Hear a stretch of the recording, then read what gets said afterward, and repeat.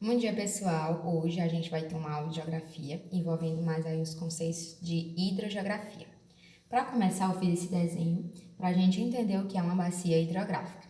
Então, bacia hidrográfica é uma região, delimitada pelos divisores topográficos, onde a gente tem a presença de um rio principal, e seus afluentes, que ambos correm numa mesma direção, no mesmo curso, até se encontrar em um único ponto, que é o exutório da bacia hidrográfica, que é essa parte aqui final. Aqui a gente tem a nascente do rio principal, que é a parte mais alta da bacia hidrográfica. Mais para o meio a gente tem o leito da bacia hidrográfica e mais para o final a gente tem a foz. Na nascente, do rio principal, a gente tem um alto curso. No alto curso, o processo fluvial presente com mais predominância são as atividades erosivas, então a erosão. Mais para o meio da bacia hidrográfica, a gente tem um médio curso. E o processo fluvial predominante é o transporte. E aqui, mais para o final da bacia hidrográfica, a gente tem um baixo curso, onde predomina as atividades de deposição. Então, o que acontece? Aqui na parte da nascente, a gente tem um forte processo de erosão, onde esses materiais erodidos, eles vão ser transportados aqui mais no médio curso para ser depositado aqui no baixo curso. Porque quando chega aqui no final da bacia hidrográfica, a capacidade de força do rio vai diminuindo. E todo o material que foi erodido lá na nascente, transportado no médio curso, ele vai ser depositado aqui no baixo curso.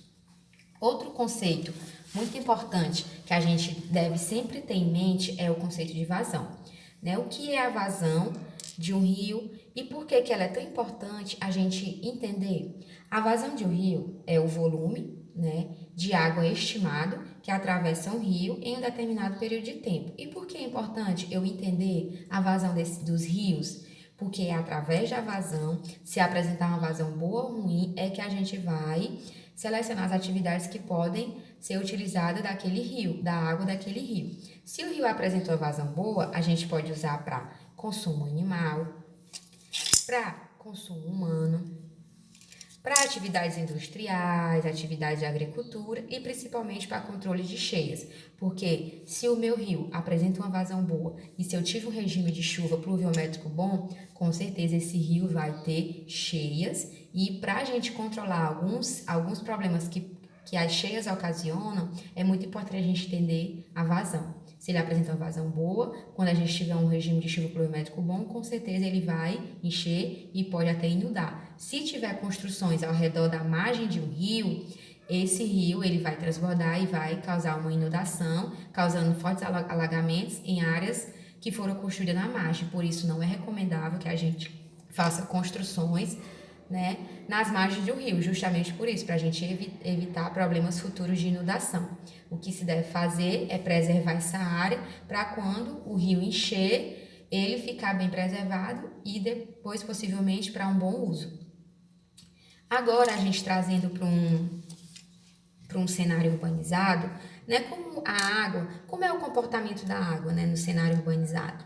Existem dois comportamentos, da água quando a gente tem uma precipitação. Se a precipitação ela acontece, essa água que cai no chão, se for no espaço com mais presença de vegetação, essa água vai infiltrar e isso é muito bom para alimentar os rios, principalmente os lençóis freáticos. Se a água que cai no solo, ela cai num espaço urbanizado, com estradas pavimentadas, muitas construções, essa água não tem para onde ir, ela não tem como infiltrar. Então, ela acaba escoando e, se for em grandes quantidades, acaba fazendo grandes alagamentos na cidade. Então, não é que a urbanização seja ruim, mas deve ser controlada, deve ser feita com muita prudência para que quando a gente tem um período de chuva forte, significativo, a gente não possa sofrer com esse problema de inundação.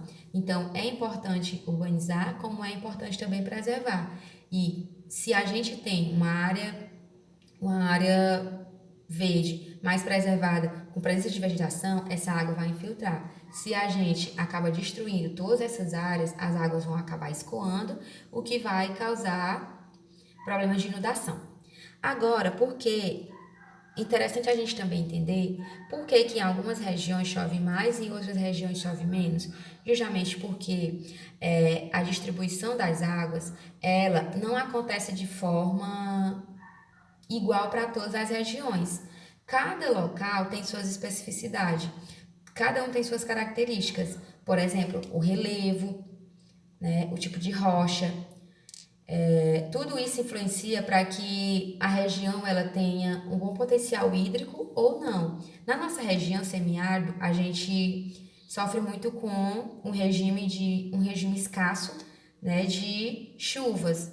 Mas isso não quer dizer que nossa região ela é pobre por isso, não. A gente deve pensar em técnicas de manejo, né, de potencialidades para a gente pensar em novas estratégias de como a gente deve armazenar melhor a água da chuva para quando a gente tiver um período de seca, a gente ter uma reserva de água. Então, por isso, as águas, às vezes chove em uma região e chove em outra. Uma região tem mais potencial hídrico do que outra. Não é alguém que determinou ou existe uma lei para isso. Não, é porque cada lugar tem sua especificidade. E aí a gente precisa pensar, né, em técnicas de melhorar esses problemas. Então foi isso essa aula de hidrogeografia.